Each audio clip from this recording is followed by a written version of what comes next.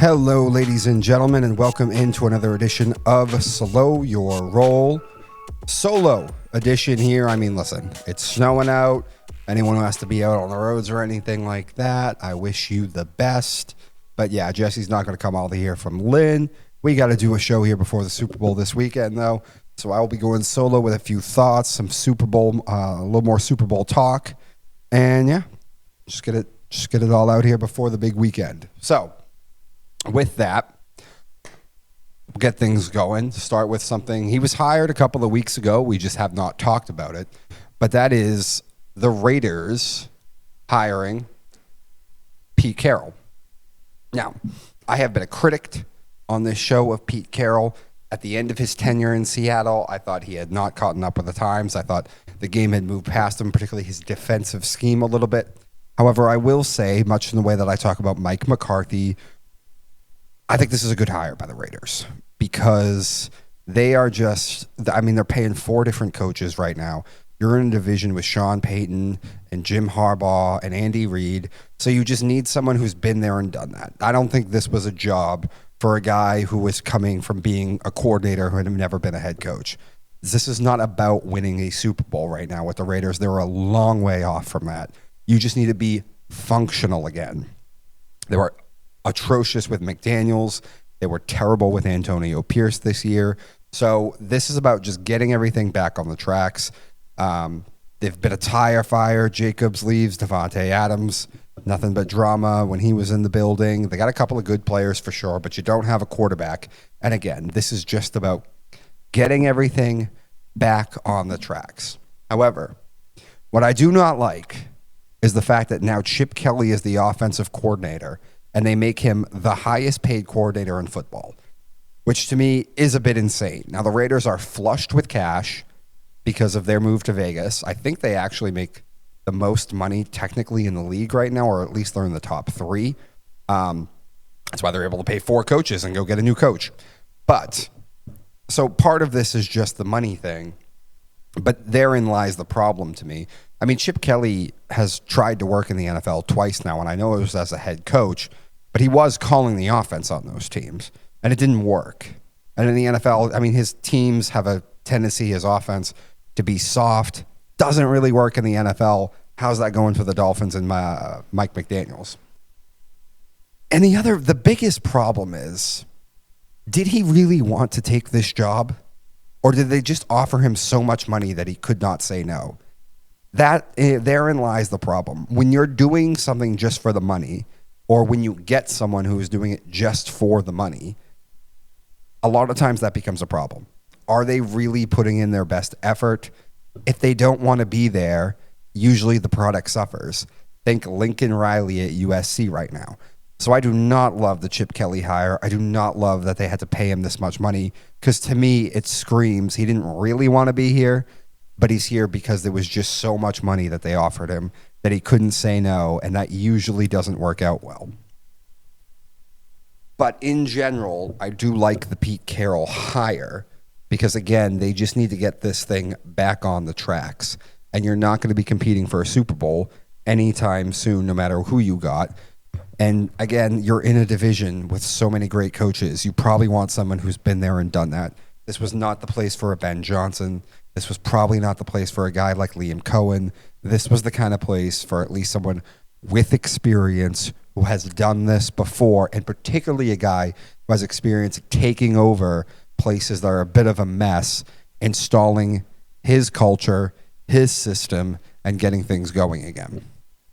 So I do think the head coaching hire of Pete Carroll was probably the right move for the Raiders. It'll be interesting, obviously, with this team going forward as how much Tom is involved. I suspect he's highly involved, even though he doesn't have a title as far as being a GM or a president of operations or anything like that, the way John Elway was. And he will not be in the building all the time. But when it comes to making big decisions, probably particularly before NFL season starts, I wouldn't be shocked if, his ability to make calls during the season, or how much he's in tune with what's happening, is a little bit stunted during the NFL season. But before the season, I'm sure he will be very involved and probably most things that happen won't happen without his approval. So, but it's going to be an interesting to watch going forward how that all gets managed. From that, we're going to talk a little bit of baseball real quick. And I know my family out there is going to make fun of me for this because I just can't quit them. But hey, they came back and made the playoffs last year, and that is the Detroit Tigers, who in the AL Central, who that doesn't spend any money at all, in an American League that Houston has fallen off. The Yankees lose Soto. Now, I know they've added some stuff too. They should still be good. The Sox don't want to spend money, and so on and so on. I do think the AL particularly still remains ripe for the taking. The Orioles don't seem to want to spend a ton of money, even though you'd think they should with how much young talent they have. But the Tigers are primed here. To me, again, and I'm sure I'm going to put money on it, maybe I'll lose it again, to win their division. They have added Jack Flaherty. They're in serious talks to get Alex Bregman. Listen, the Tigers want to spend money. The Tigers are spending more money than the damn Red Sox. But I think this is the way to do it. This is the way to do it because they have a lot of young players and young talent. They traded away Flaherty last year and ended up going on a run and making the playoffs anyway. You bring him back. He's pitched very well now over the last year. And if they add a guy like Bregman, who can play third base, play very nice defense, a guy who does a multifaceted offensive player, and a guy with great experience, I think is a primed position for the Detroit Tigers, who seem poised and ready to maybe go on a run here for the next couple of years. And I know people thought that with the White Sox, but this feels different to me. It feels a little more organic than the White Sox did. I think the White Sox got a lot of attention because they had 2 or 3 big prospects, whereas the Tigers, it seems like it's just a bunch of guys who have come up and clearly show they can compete at the MLB level, but it's not 2 or 3 guys that we're all sitting here going, oh, they're going to be superstars. And the other thing is, listen, when you have the best pitcher in the game in Tarek Skubal, that certainly helps. That certainly eases the burden on a lot of things when you have a legitimate ace who's the best pitcher in the game, the best player in the sport at what he does. That certainly doesn't hurt your cause going forward at all. So it'll be funny. It'll be interesting to see what happens, but I do think the Tigers are primed and ready now. And it's unfortunate that the Red Sox continue to still not want to spend any money for whatever reason. I don't understand it. It's pretty awful, but it is what it is. And I don't think they're going to get Bregman. I just don't. I do think at the end of the day, I think he will sign with the Tigers because the Tigers swooped in and got Flaherty. The Tigers seem extremely serious going forward.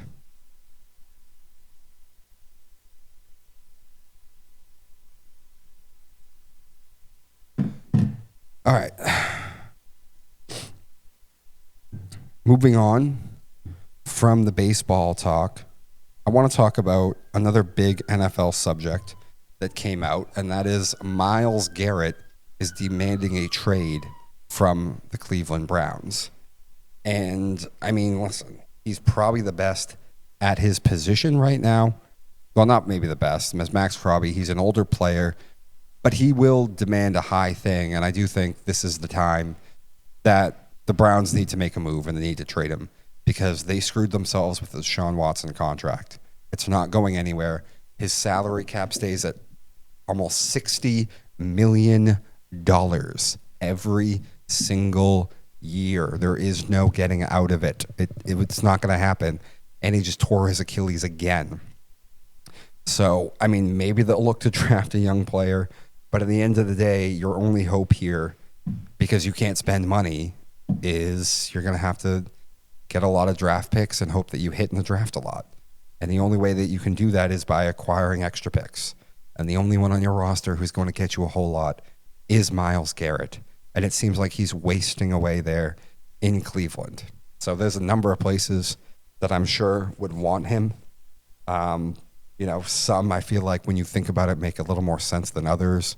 I don't think the Patriots do, even though I've heard that mostly just because we're in New England. But the Pats are multiple players away from even being anywhere close, especially when you have a guy like Josh Allen in your division. So that's a non-starter for me. I think the Chargers would make a lot of sense but again, they are a few players away, so they might not want to give up the picks.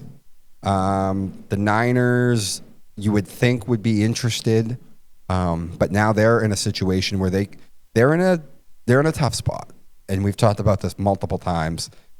They could potentially be in a little bit of a rebuild. Plus, the situation with Brock Purdy.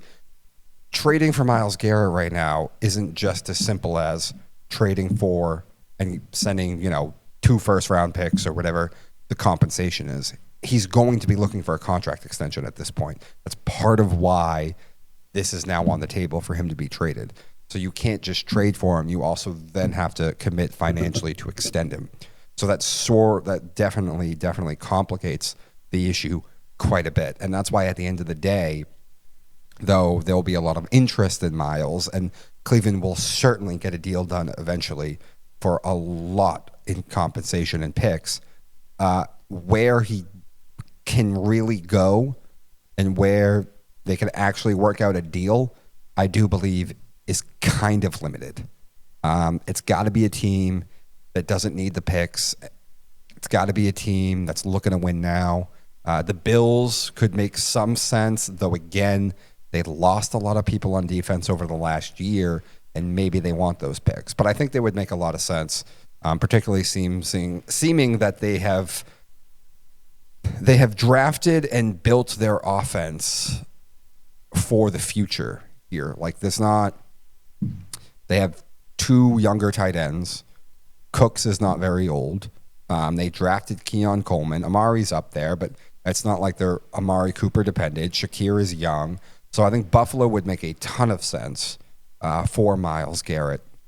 The Texans would as well, though their pass rush is already pretty elite, and really they need offensive linemen, so they might not do that. But those are some of the teams that you got to think probably would make some serious sense. They floated the Commanders out there,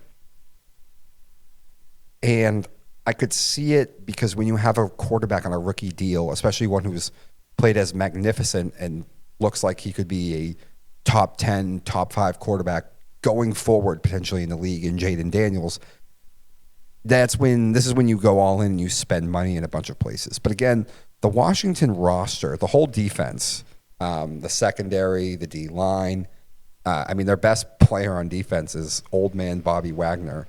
So they have a lot of spots to fill. They just played so well from the quarterback position. They made the NFC Championship, but they're so ahead of schedule. They might not make a ton of sense. Even though when I first say it out loud, you'd think it would make sense.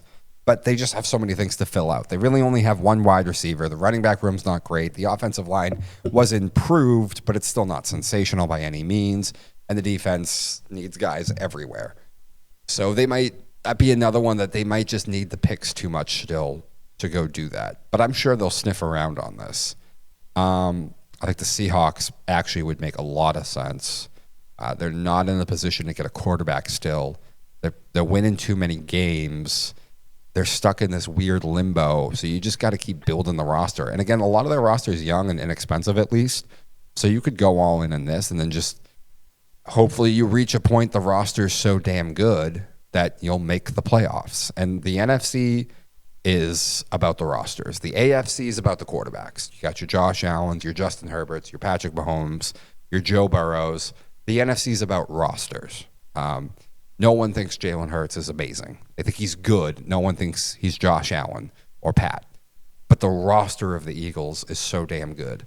The Lions roster, before the defense died for the last 2 months, the Lions roster is insane. Their offensive pieces are insane. 2 great running backs. So, again, the AFC is about quarterbacks. The NFC is about rosters. And I could see Seattle being a prime spot for Myles Garrett simply from the position of they're just not going to get a quarterback anytime soon unless they pay for one in free agency. And even then, who's it going to be? They're going to bring Aaron Rodgers in? Like, I don't know what they're going to do. So you just got to keep building up that roster and just hope you catch lightning in a bottle, kind of like what the Vikings did with Sam Darnold this year. And you just make your team outside of the quarterback so damn good that you're going to win a lot of games and be in contention. So I do think Myles Garrett would make a ton of sense in Seattle. That's about it. Now that I'm trying to roll through the teams right now, and I can't think of a ton of other spots that would make a lot of sense. So, all right. So with that, we're going to take a quick break, and when we come back, we'll preview the Super Bowl. So stick with us, guys. And we are back here at Slow Your Roll. Moving on, before we talk the Super Bowl, though, I do want to talk some NBA for a second, and that is the Luka Doncic trade. And I think it was shocking to everybody, and I'm not someone who's in the know on everything in the NBA, but I know how sports works, and we talk about how it works from the upstairs management, GMs, crazy owners, all that kind of stuff. And so it was an odd trade, though as it's gone on, I think it's become pretty obvious. So for anyone who wants to make fun of the Mavs GM, says he's an idiot, whatever, I think it's pretty obvious that for whatever reason, and it hasn't come out, and when you're a huge superstar in the NBA these days, negative opinions of you in a building takes a long time to come out because the media doesn't want to report on them, because the media doesn't want to lose access to the players.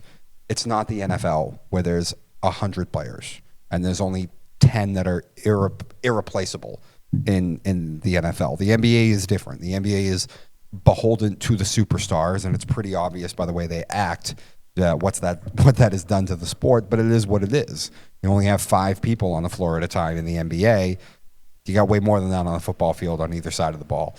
So the players have more power.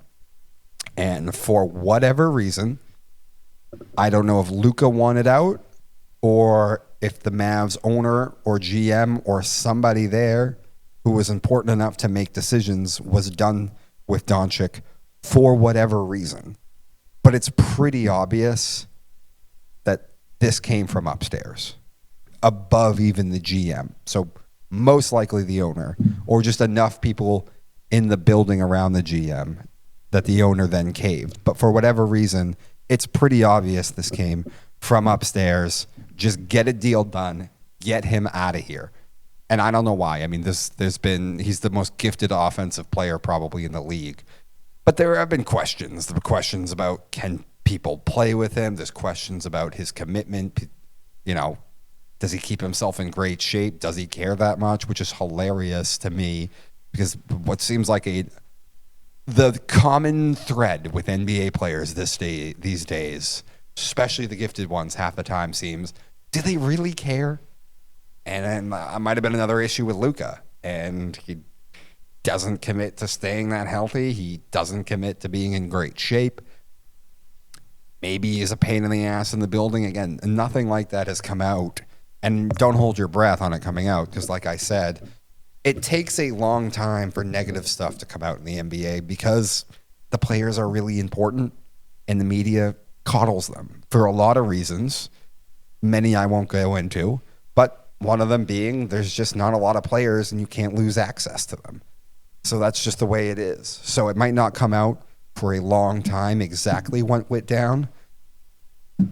But I'm telling you, stop calling the Mavs GM dumb, because this came from above him. This came from over his head. He was forced into this. That someone said, just get the deal done and get this out of here for whatever reason.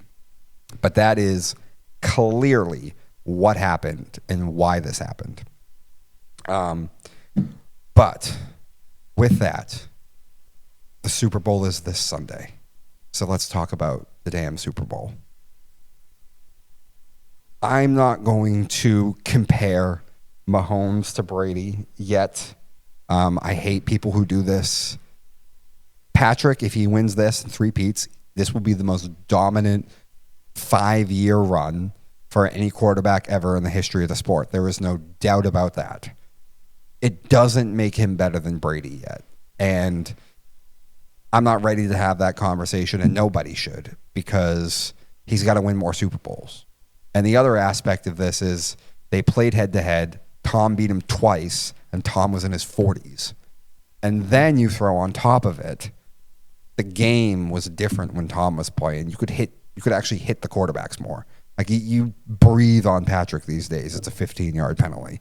Tom used to get crushed, especially earlier in his career, and nobody cared. So there's that. And then there's the other aspect of, I need Patrick. If I'm going to say Patrick's better than Tom, and he may get there someday. I mean, listen, for a long time, people tried to argue against Tom, and by the time he won the 6th Super Bowl, and he just kept winning Super Bowls, he kept winning so much, it became undeniable. And that's what Patrick's going to have to do, and he could do it. But the other thing with Tom is Tom did it with different cores. There was the one earlier, and then there was Gronk and Edelman and the new school. And then obviously at the end of his career, he didn't even have the same head coach anymore. He was in a new place and won another Super Bowl with the Bucs. Right now, Patrick has never won a Super Bowl outside of the core that KC has still intact. Your Travis Kelce, your Chris Jones. Now, I'm not going to make it about the coach because most quarterbacks don't win Super Bowls except for with one head coach. So, listen, if he gets 6, 7 Super Bowls, all with Andy Reid, it doesn't knock him against Brady just because Tom won one with one other coach. But I do want him to win with a different core before we start having that conversation, because Tom did it earlier on with one set, and then he had to do it with a whole new set of players, and he won more Super Bowls, multiple Super Bowls that way, the Gronk, the Edelman, and all that. Again, Patrick is amazing. He's the best quarterback in the game right now, no doubt about it. But this needs to play out longer. I need more Super Bowls, and I want at least one Super Bowl with a different core before I think you should be saying he's better than Tom. But he has a chance to three-peat, and it will be the most dominant run in NFL history, most dominant 5-year span for a quarterback. They're in the AFC Championship at least in every single season now, it seems, for the last couple of years. And so, listen, he can stamp that legacy. He's a top 5 quarterback all time. He might even be top 3, especially if he three-peats right now. I just don't want to have the Tom conversation yet, but the media will, because it's good for them. The way this game needs to play out, to me, and I said this last week, if the Eagles are going to win, and again, the NFC's roster, the AFC's quarterback, that's what it's about. The Eagles roster, particularly line of scrimmage, on both sides of the football, but particularly on defense, needs to be so good, so dominant, that it kind of looks like what happened to the Chiefs when they faced the Bucs. That's the only way I see them winning this game, because I don't think Jalen Hurts can make enough throws just sitting in a pocket.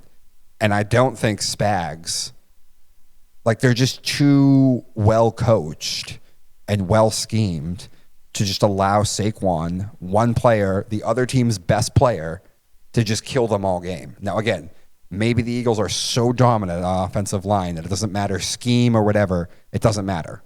But again, that's the only way I see the Eagles winning. Because if it's a close game, the Chiefs are going to win. If they take away Saquon enough that Jalen has to throw the ball 30 times in this game, I don't think the Eagles are going to win. If the Chiefs have the ball late, down one possession, they're going to win. So that's the only way I can see Philly winning. Now, I wouldn't be surprised if this looks like most of KC's Super Bowls. And the way the first game between these two played out, where the Eagles won the first half, and then KC comes back late, gets the ball late, and wins it in the end, because that happens in a lot of these big games for the Chiefs. I'll probably make a small bet on the Eagles to win the first half, because it seems like the way that it plays out a lot of the time for KC in these Super Bowls. And hell, that's the way it played out a lot for the Pats dynasty. Sometimes, especially because a lot of the time they didn't have the best roster when they went into these games. And Philly's roster is better. So when players are fresh, when fatigue is not a factor, that's when the Falcons were blowing out New England. And that's probably when Philly's going to play their best football. It's probably early in the game when their roster and their best players are at their freshest. Then crunch time, winning time, situational football time, and right out the locker room after the coaching staffs tweak to whatever working and not working on both sides of the ball, that's where KC wins. And that's where KC will win this Super Bowl. In my opinion, that's probably how this is going to play out. So, yeah. Probably Philly wins the first half. KC tweaks just like the Pats did in so many of their games. The AFC Championship against the Jags, the Falcons Super Bowl. It's the way it plays out for these dynasties and these elite quarterbacks and elite staffs. They'll tweak. They'll march down on the sidelines a lot more. The Eagles front will get tired and more tired. You know, the opposing offense gets tight. Hurts gets tight. And come fourth quarter in the big times, the Chiefs will make the plays just like the Pats did. And the Eagles, just like so many of the Pats' opponents, won't. And that's how it's going to play out. I would be surprised if the Eagles... I would be surprised if the Eagles won this Super Bowl. And the only way... I'll be surprised if they win a close game, basically, is actually how I'll put it. If Philly wins close, I will be shocked. If we're sitting here by the end of the second quarter or halfway through the third and you're just like, well, you know what? All the Chiefs did was win one score games all year. You know, they sort of played with fire all year long, and now they went up against an elite roster, and you see the difference, and they're getting blown out. That would actually shock me a little bit less. If Philly blew out KC, I would be less shocked about that result than if the Eagles beat Kansas City in a close game. I'll be shocked if the Eagles beat them in a close game. So, yeah. I wonder how the ratings are going to do. Probably they'll be just fine. I know there's been a lot more talk from diehard football fans about boycotting this Super Bowl. But listen, all the Taylor Swift fans are going to watch, and the football fans, most of them, even the ones who are mad, will probably still watch too. So I can imagine that the ratings probably will not take much of a hit, if any hit at all. I wonder if they're as high as last year's, though. That will be interesting to see if it gets the same ratings as last year. But my guess is that it probably will. But, yeah. All right. With that, though, we don't usually give out a Darwin when the whole team isn't here. But I will award a Darwin Award this week simply because it ties into the Super Bowl. And that is the NFL officials. And not because of the conspiracy that they're letting the Chiefs win or they're trying to help the Chiefs win. It's the fact that they released a statement addressing the rumors. That is dumb. That's what you don't do. You don't make official press releases to address online conspiracies and rumors. That is how you look more guilty. There are some things in life you have to just ignore. You can't answer everything. And I felt like that was one of those.